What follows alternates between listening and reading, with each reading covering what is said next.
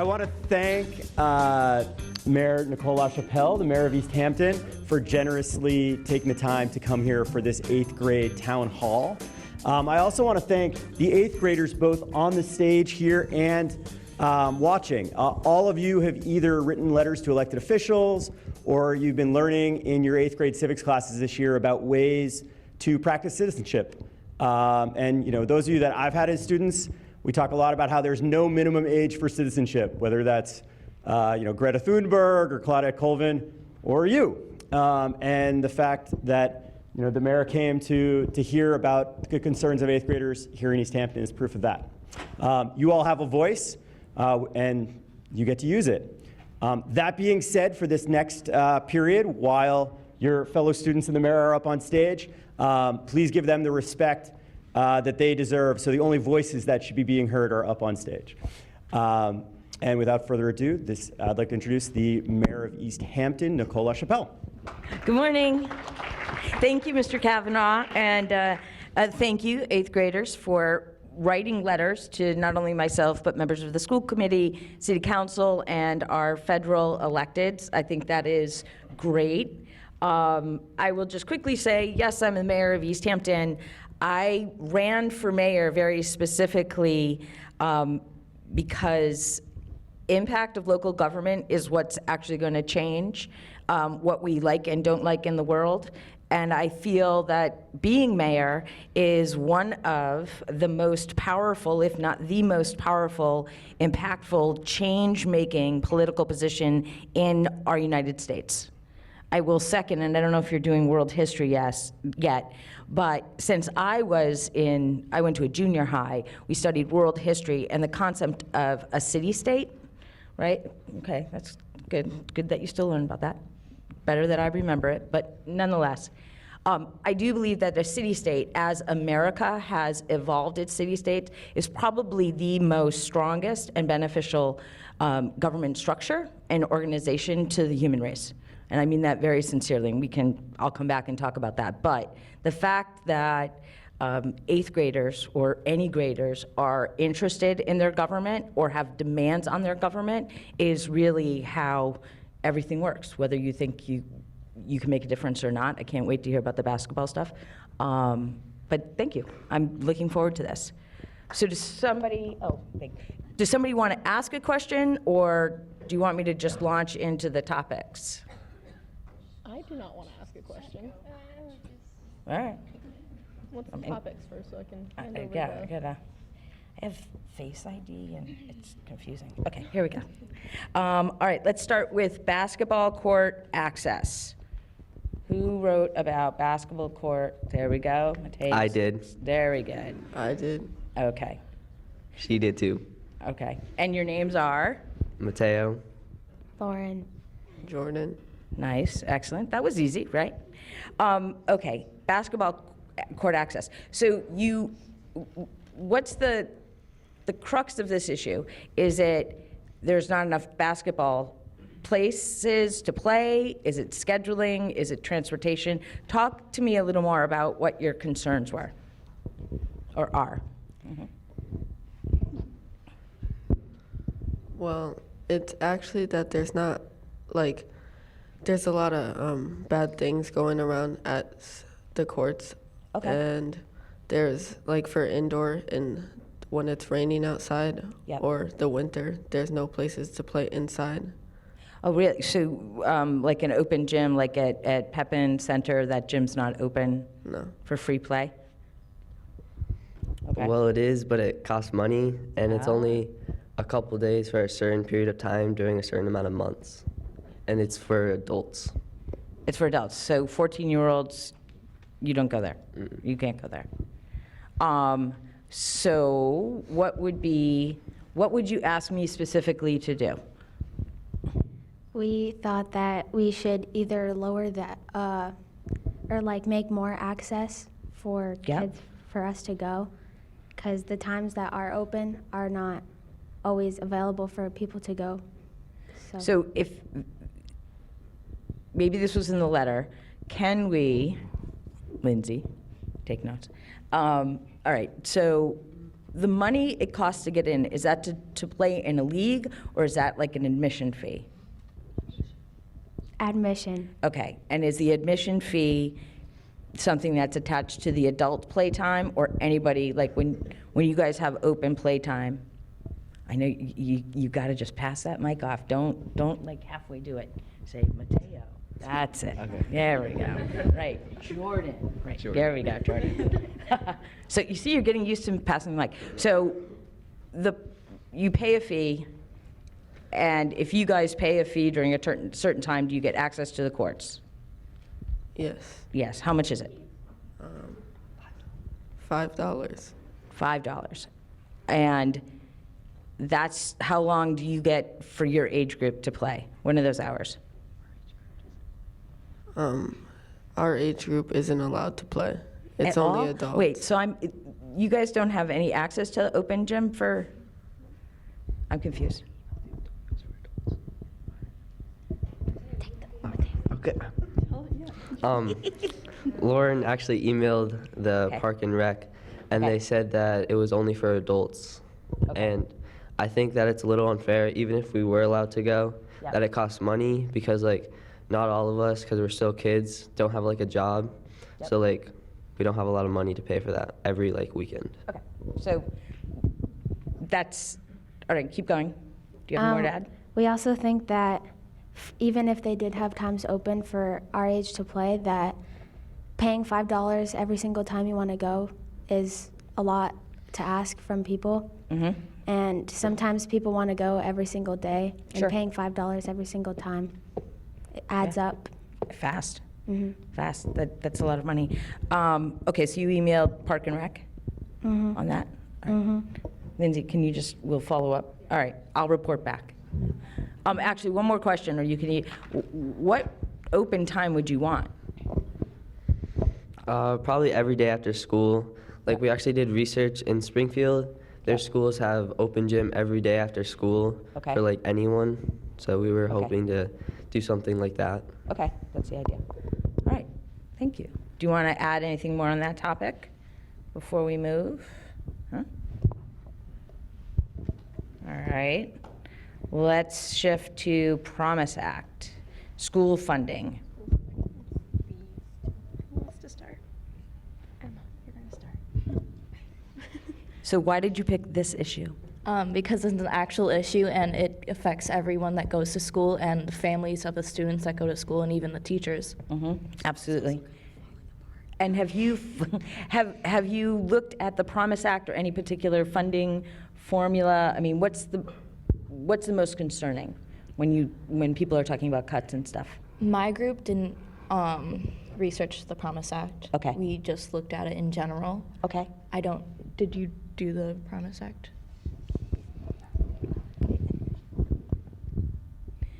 So with the Promise Act, did you look at it from the aspect of redoing how much money schools get, or to prevent teacher layoffs? Do you remember? Were you guys a part of the Promise Act? They had a letter writing campaign, the Massachusetts Teachers Association, I think EEA. So, I mean, the gist of the Promise Act is, for me, is that there is a formula that every municipality gets, like based on the number of kids and how many people in the city and whatnot. And that formula is decades old. It's ancient. It's ancient, and it needs to be updated by what students need now. The key thing for me on the Promise Act is, one, we need better education funding, but the most important thing is the way we fund education really pits students against students and parents against parents and teachers against teachers, because different types of schools get different rewards and more money than public schools. So, for instance, during my election, there was a lot of talk about where your kids went to school. Did they go to public school? Did they go to charter school? Did they go?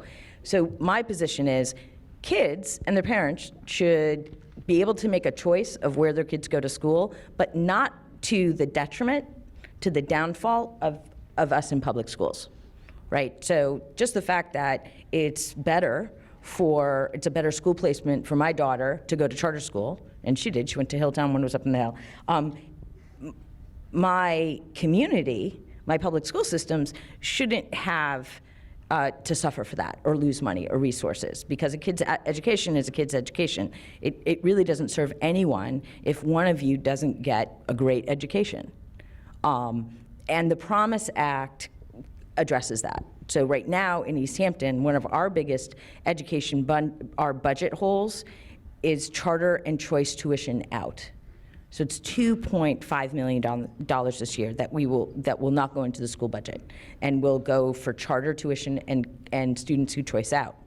That's their choice. The fact that we're punished as a community and schools are on unequal playing ground of their funding is very problematic. I mean, I think it's fundamentally a great lawsuit, because it's denying, rights to equal access to education. And in the Massachusetts Constitution, schools are very prominently featured. And we have a responsibility as a city and town to educate our young people, but we don't hold all the money on this level. So the Promise Act is a huge proponent. I'm very interested to see what the Senate will do on the state level with the formula. Questions about or suggestions about how to better fund the schools? Well, I didn't research the school funding, but even looking out at the chairs, half of them are broken. The ceiling has fallen down on us, a couple kids. Yeah. And the walls are pieces of cardboard. Yeah. So it's pretty obvious that our school does not have the greatest funding, or it's going somewhere other than the school's maintenance. It'd also be good to have better funding, because our teachers do a lot for the community, teaching the children, and without better pay, they wouldn't be able to teach us. And I didn't do the topic either, but seeing how the school was built as well, Pepin School has been there. My great grandma went to high school there, and I went to elementary school there. Yes. So to think that's still standing and that's still being functioned in this school, the broken chairs and the walls and it's sinking, that just shows that the funding was there, but it just didn't work out with the way it was built and stuff. I mean, it took the city to the new school that will be built next to this one. I mean, the city started applying to get a new building. I mean, 2009. It took, just the process to get a new building is mind-boggling. And it's difficult. It's a huge investment for the city, and I'm very proud it make it, but I think you all make a very good point in that maintenance and taking care of things and planning, right? You kind of plan to how to, take care of your things and fix them along the way. And as a city, we really need to get much, much better, even if there's a little bit of pinching here and there, to make sure that the schools stay physical qualities stay up, but also and being mindful of teachers. And that is a very hot debate right now. We saw in the news today, Northampton is having, the Northampton Teacher Association is really in some very pointed contract talks and have gone to rule the works. So they're just going to do their job, and all those other things that are amazing that teachers do around the world, they're going to stop because they're not getting paid for it, but they're also their total package is something that they're not satisfied with. Really interesting conversation to watch. Gazette has a great piece on it today. More about school funding? Are you guys excited about the new school? Yes. Yes. Yes, Okay. but we're not going to see it. Yeah. Even though we aren't going to be able to I know. go there and stuff, it's You can still, come back and play basketball. Yeah. Yes? High school by the time it's done. Right? Do you know how long? Yeah. Do you know how long it's gonna be before it's built? So we go out to bid on the school this fall, which means we put out these huge requests for proposals, and contractors come and they bid and they say we can build it for this amount of money. We're hoping that shovels go in the ground for the school before Christmas. And then we're looking at it opening for some students in 2021, and then younger students in 2022. And it will be built kind of alongside this building. And then once the building is finished, the new building is finished, White Brook students will move into the new building. This building comes down, and then the following school year, the younger kids come. So we're not moving them in the middle of the year. So what will happen here once once like White Brook is torn down? Will there be something else here, or is it just going to be like open land? It's a little bit of open space. It's a little bit of the parking for the new school. There's actually a new updated map on the school website, on the school district website, and they're starting to have pictures now of what it'll look like inside. It's really impressive.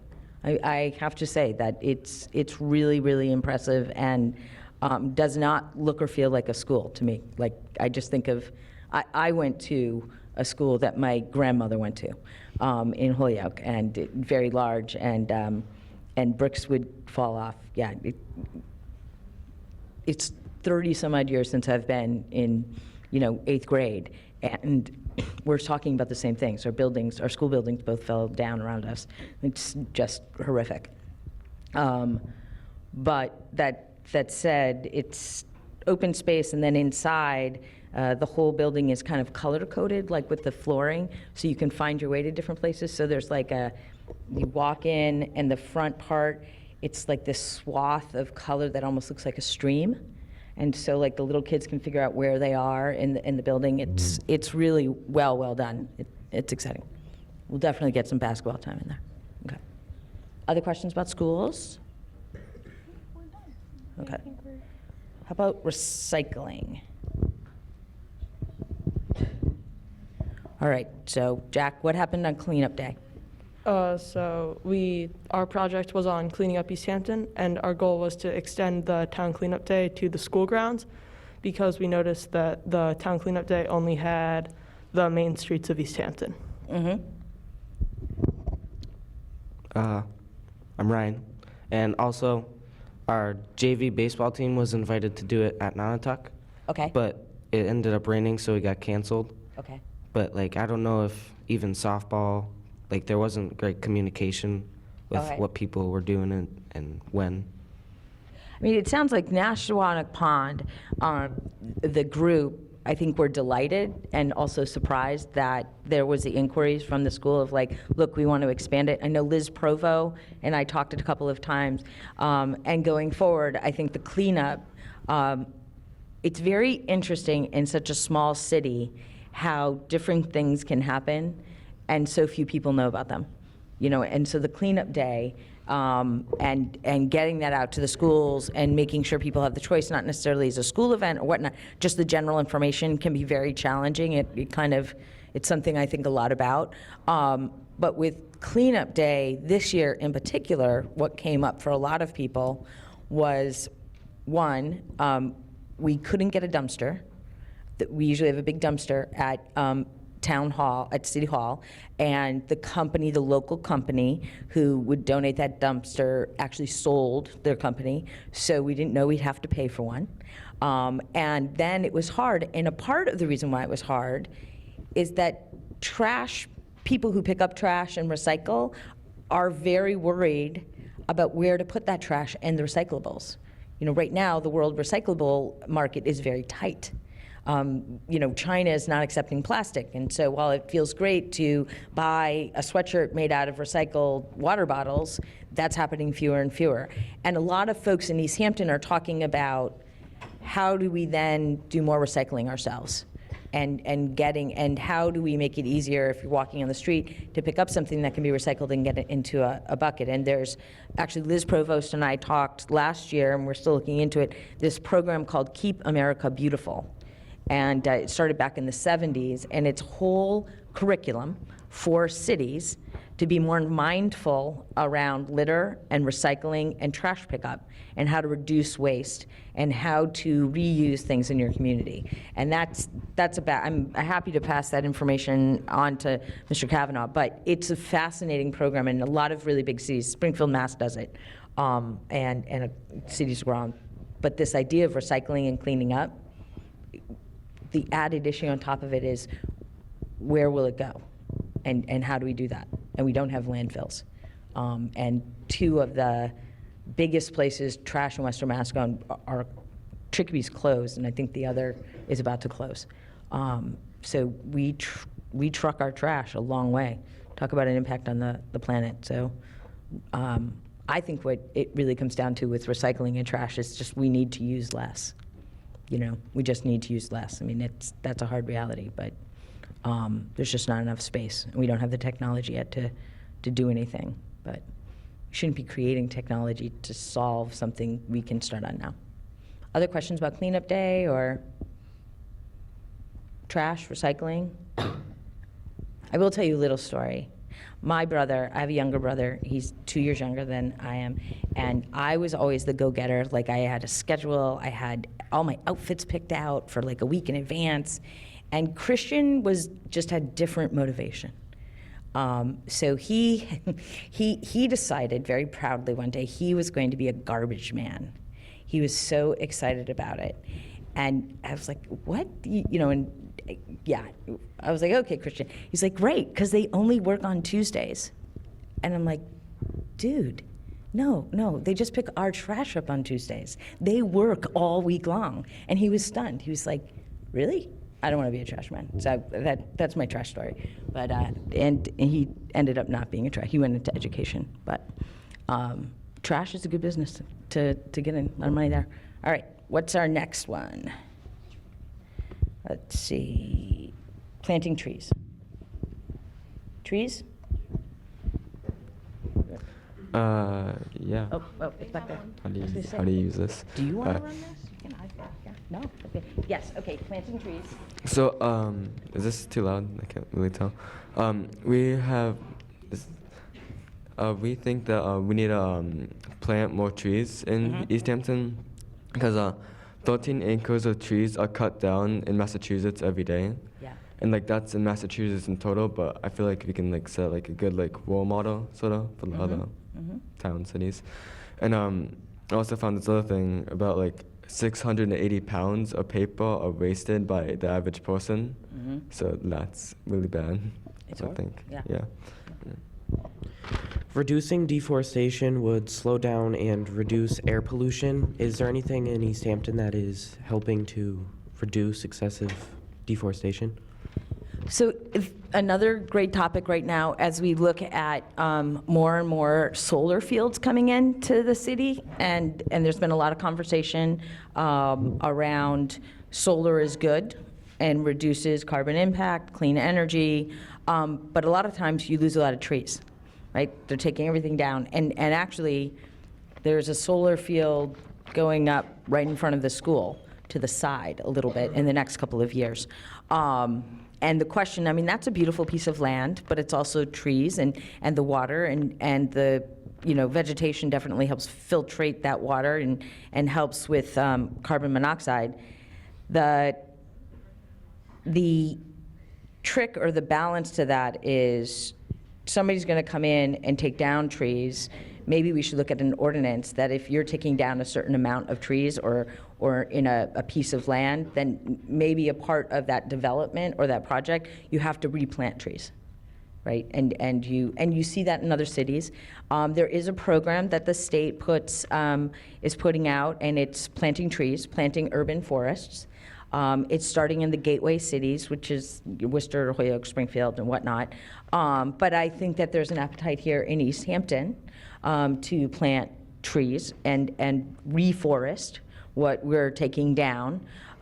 You think about the area not too far from here, Holly Drive and Campbell Drive. That's the plains, and to start putting trees back there strategically is a great idea. And it's certainly, we have an email into the urban tree program. It's focused right now on bigger cities, but the program is you could call up and say, I would like trees on my front lawn as a citizen, and they will come and plant the trees or give you the trees to plant.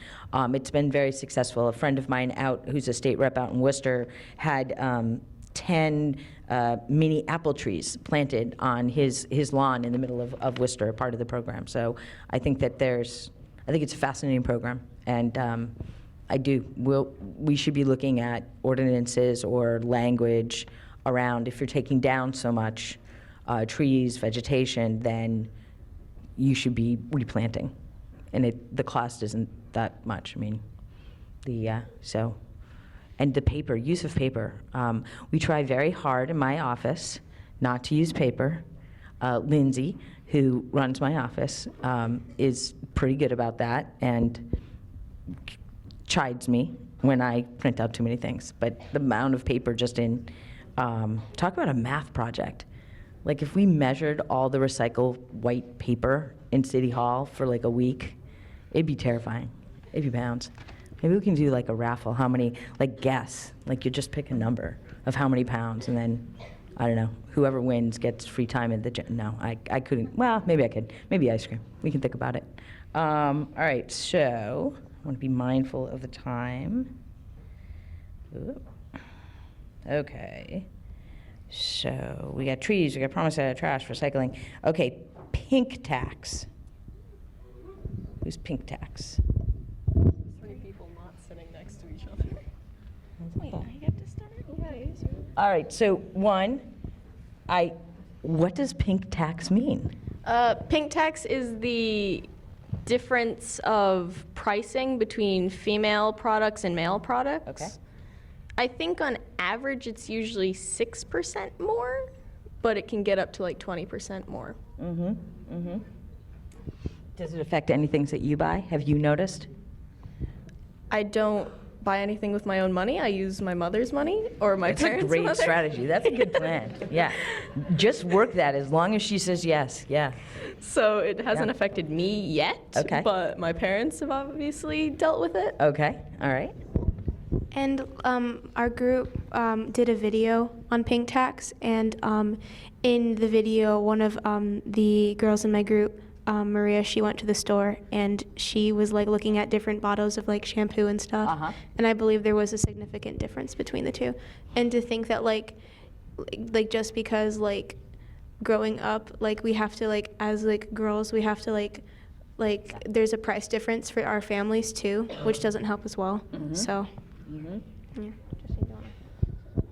It's almost like from a young age, it's implanted in people's heads that like girls get pink things, boys get blue things, and the difference in pricing between both products, it seems like it's just the color, but it can be more than that. I mean, it's a social marker, right? Yeah. I mean, everyone sees, I mean, you know, we can all close our eyes and think about, oh, somebody we know is having a baby and the color is pink or blue. I mean, you always want to know the gender.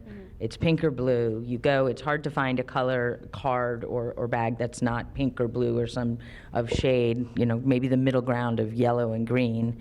But it's very pronounced and it is implanted in such a young age.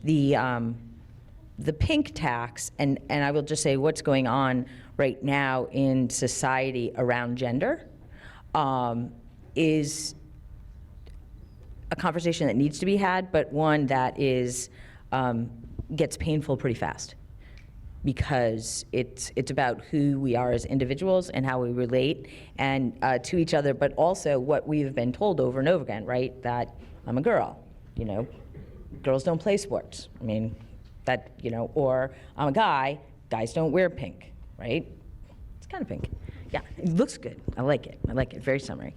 But that thing of, you know, we do a lot of disclaiming on that, right? And talking about, well, you're tall, you must play basketball, or you like, you know, you have long hair, but you are not a girl, and those sort of things. And now there's a very clear price or difference to that as far as products, right? And healthcare.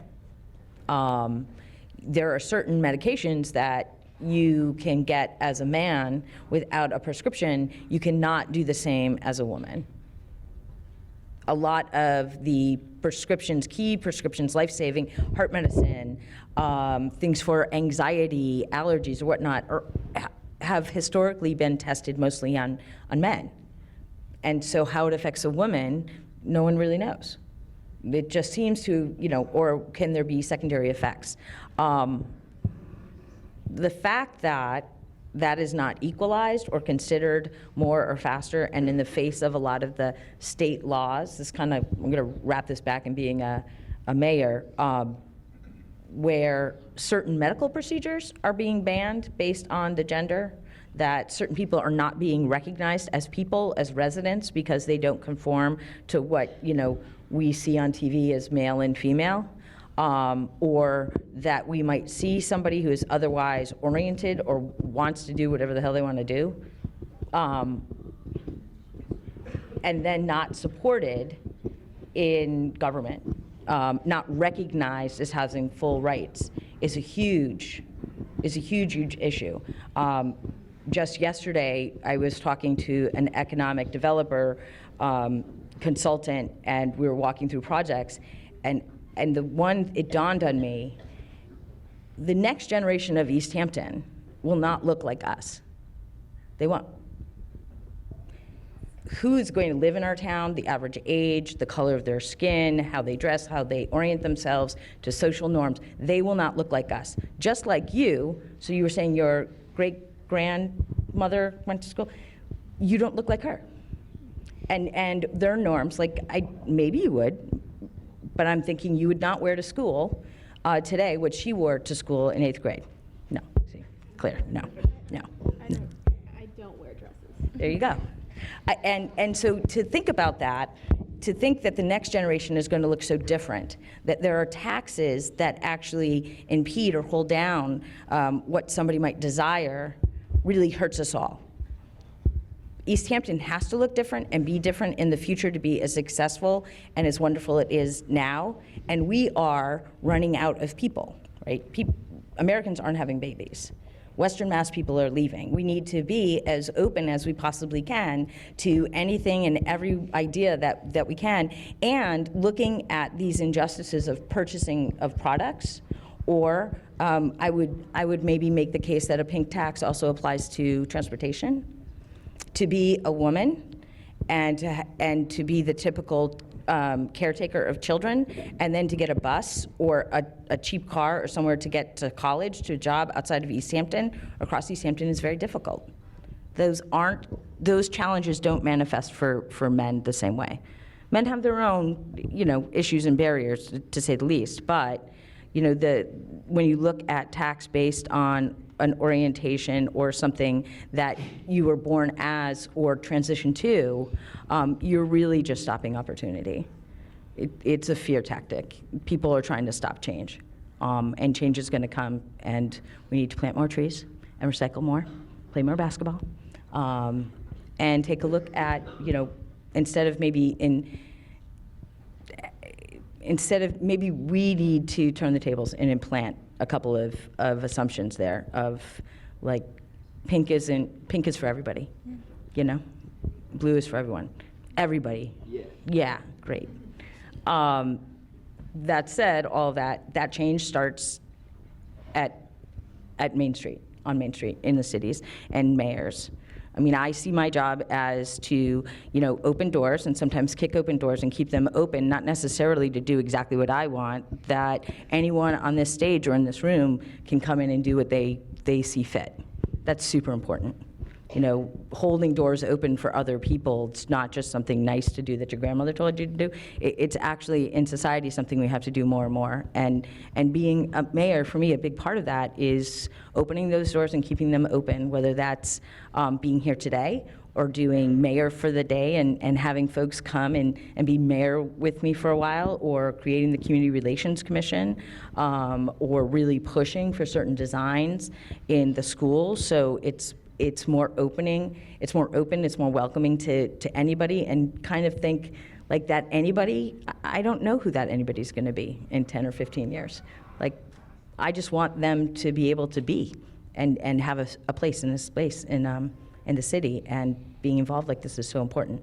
I have a question for all of you. I'm going to ask each one of you, one by one. All right, I'm going to start. So, you're 14 right now. Should 16-year-olds be allowed to vote in municipal elections? We actually did this in class the other day. Oh, all right. Yeah. I don't think they should, because teenagers, 16-year-olds are still, like, growing up, and they're still, in high school and learning about life, and they're still the cliche, let's do whatever we feel like people. Well, I agree with her because I personally have a 20-year-old brother, and he's not responsible at all for his own actions. So I don't think he'd be able to use his brain to vote. And like, I personally think like when I'm 16, I'm still trying to figure stuff out. So I feel like having like the responsibility to vote would be like a whole nother thing on top of everything, like high school and everything that we're already dealing with. And a lot of people would also argue that, well, if 16 is not good, then 18 should be too young either, so we should go to 21. But like, I feel like as like an 18-year-old, you're like just getting out of high school, you're thinking about your options, and I think like having a chance to vote at 18 is like saying like, okay, now I'm a part, like it kind of gives you the realization like I am part of this country, and I feel like 21 is too old to like really start thinking about that.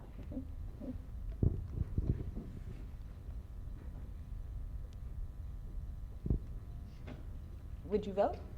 As a 16-year-old, would you like to vote? No? No. Okay. Yeah, I agree. I don't think that 16, I think it's kind of too young to vote because like you're still kind of under your parents' control and you don't really have that much power on your own, and it's a little young to give such a big responsibility. I also. That's fine. I also agree that at 16, it's still kind of too young because you're going through drastic changes, like maybe getting a job or moving somewhere. But also, there's a thing where some of the laws may affect you at 16, or maybe you just feel like you should have some input in it. I don't think that they should be allowed to vote because, like, I know some 16-year-olds, and I don't think that they would use their vote very wisely. Well, I don't think that 16-year-olds should be able to vote because me being as 14, I would be turning 16 my sophomore year, and I don't think that, and most people would be too, and I don't think that being that young in high school would be able to know what you really think that should happen. I agree with everyone, and I think, but maybe like if you did allow 16-year-olds to vote, they would feel more apt to like know more about politics and maybe like put more effort to knowing about it. So like, I don't know, there's like pros and cons. Yeah, I think 16 is just too young because I still have a lot to like learn in life and everything. Yeah, I think 16 is too young. Like, they could get more invested into politics, but it's not guaranteed that everyone will. And like, even still, like, I heard stories about like back when a gorilla named Harambe was a thing. Like, plenty of people voted for him for president. I don't think 16-year-olds should be able to vote because I know a few kids turning 16 soon, and I just don't think that they're responsible enough, and also me, myself. Yeah. That's fascinating. I didn't know. I figured it'd be more split. So that said, a follow-up question.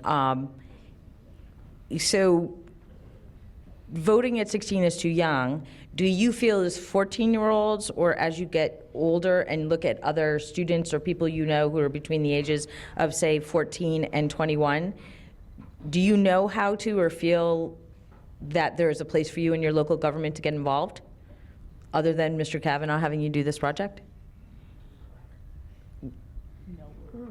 No? Here. Go ahead. You should start. No, I don't want to start. I'm still thinking. Okay. Anybody have thoughts on that? Can you elaborate more? Sure. Oh, wow. That's good. That's good. You're getting, yeah, everybody was sleepy until 10 minutes ago. Yeah, so as recycling, or why cleanup isn't expanded to the schools, or planting trees, the things you bring up, if you weren't in Mr. Kavanaugh's class, do you know how to interface with your municipal government? Do you know where to file a complaint? Do you know where to go get involved in something? No. I know there's like websites that we can go on, and it says contact us, and we can email. Okay. So that's one way. And like I know you can probably like look up online or something. There's probably like a website or something where they have like town meetings, and like I went to like a school committee meeting this week to talk about something with a group that I was in, and that will allow you to like voice your opinions on stuff. Okay. Well, there's not really many people encouraging younger people to join in with the government and all that stuff, because a lot of people think that younger kids, are kind of dumb. So, I mean, it makes sense. I don't think that. But Well, for me, it's also, I did this project and I'm still not entirely sure how to actually contact at least federal people. Yep. Because when we contacted the federal people, we got a generic template response. So it's even like at our age, or any age, it's hard to actually contact people who will make a change. So is there maybe a possibility here that you're starting the change? Or you can start the change? Yes. The letter? I mean, when you're talking about engaging in your government, would you know how to demand, like after this, do you know where to go or how to go, or would you continue to fight for basketball court time? Well, like considering like some of the issues that we're doing, we have to also take into consideration if we're really passionate about this thing. Yep. Because for some of the issues, it takes like decades. It takes does. so long to really like you said, like about the school. You guys started in 2009. So to think about like that long, you really have to take into consideration like, are you going to put in the time? Are you going to put in the effort? And I feel like as the government, like if the government encourage younger kids, they would notice that year like earlier on, and I feel like that would like help us like try to find something that we really want to work on. What would be encouraging to you to get involved? What would you need to see from municipal government, from your mayor's office, to feel like you were heard or you can get involved? Well, I think that what would encourage me is having it affect me. If it affected me, I think I would take more time and really focus on it more and try to get it out there as much as I could. This is a little bit going back, but can we sit in on city council meetings? That's a Yes. thing, right? You can talk at city council meetings. So there's public speak. I mean, that was kind of, I mean, and at school committee as well. You don't have to be on the agenda. I mean, they're public meetings. You can go to the subcommittee meetings, finance subcommittee meetings, school committee, finance. And there's a time in the beginning of the meeting where it's public speak, and you can speak as a resident, as a member of the public, regardless of age. We actually, one of my recent mayor for the day, Julian, came to a subcommittee meeting and asked for more recess, because more recess would help him and his fellow students learn more, and it's an active mind. And he had some great research. I was stunned. I was like, that's a great idea. But it's on tape. It's a part of the public record. And he's 6. So, I mean, everybody, and I really encourage folks, to sit in, but, just come for the beginning of the meeting and let them, let the folks who are elected know what you're thinking or what's really fantastic and what's not. I love it when kids and the sports teams and We the People and the different student groups come to city council and school committee to let everyone know what's going on. More important for me is that it gets on tape and becomes a part of the public record and really shows and documents that there's an active student and children who are active and caring and doing a lot of great things in Easthampton and should be recognized for it. And the public record should reflect that. Like, you guys should, I don't know, come to city council and stand up and say hello. That's all. You can say whatever you want. Well, a lot of people aren't encouraged to, because we don't really learn about being encouraged to speak out early on in our lives. It's more later on, like 8th grade. We're just now kind of learning about how we can help our own government and It's also, some people don't want to know about some of these problems, like the pink tax, school funding, recycling. People don't want to acknowledge that it's a problem. So they just don't, and they push for not paying attention to it. So that makes making awareness and making a change harder. And that can be really intimidating. I mean, sitting on a stage with folks out there talking about issues that can affect everybody in the community and knowing that not everyone's going to agree with you. So to come out on, they don't want to know about, no one wants to think about landfills being filled and what happens to the trash. A lot of people just want to keep those blinders on. To take a public position, whether at a public meeting or a letter to the newspaper or work you're doing in school to say, this is my position, I care about it, and you should too, there's a degree of bravery there.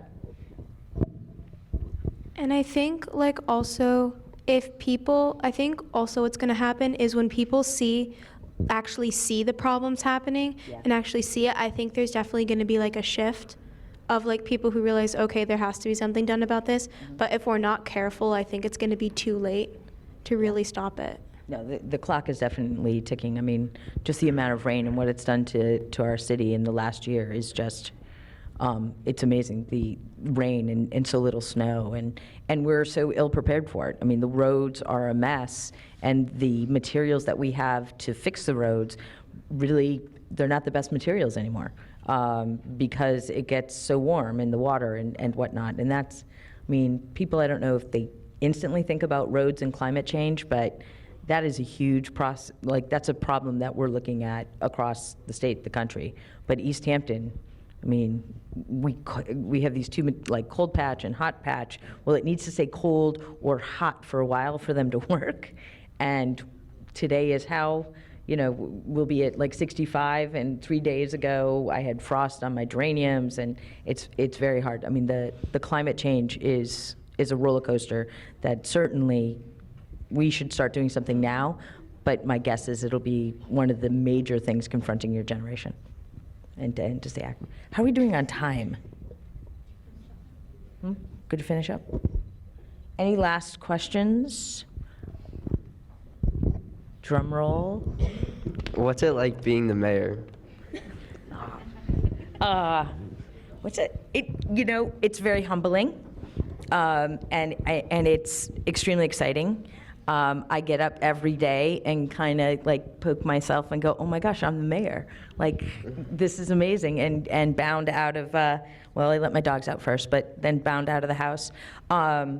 There is not really a day that goes by where I'm not able to have an impact in the city's life. And that is a tremendous responsibility, and it's exciting. It is, I sometimes describe it as four-dimensional chess, so just moving the pieces and keeping everything as organized as they can to get ready for the thing not expected. It's really stimulating and challenging. It is amazing the people who work in our city and work for our city, and their dedication and trying to help them, to get to even a better place and to keep Easthampton in a great space, but also to look at where we have to go. It's very gratifying. It's certainly the most difficult job, challenging job I've ever had. And the fact that folks voted me in to be mayor it's an honor, it's a privilege. It sounds like a cliche, but it's very humbling. I'm excited of what's coming and proud of what I've done so far, and expect to see you all at a public meeting in the next couple of months to speak your piece or stand, in the back. That would be great. And I would encourage you all to run for office, run for mayor, city council, get involved. It's fun, challenging. I mean, if you want Easthampton or where you live to look a certain way, be part of the government and make it so. Thank you so much.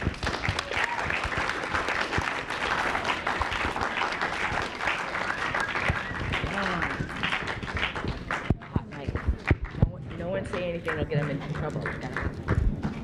Thank you. Oh my gosh, that was great. Thank you all for coming. We've got 2 minutes, so probably just hang out here for a couple minutes, and then you can go to your next class. But if we could have one more hand for the 8th graders up here and for Mayor Lachapelle.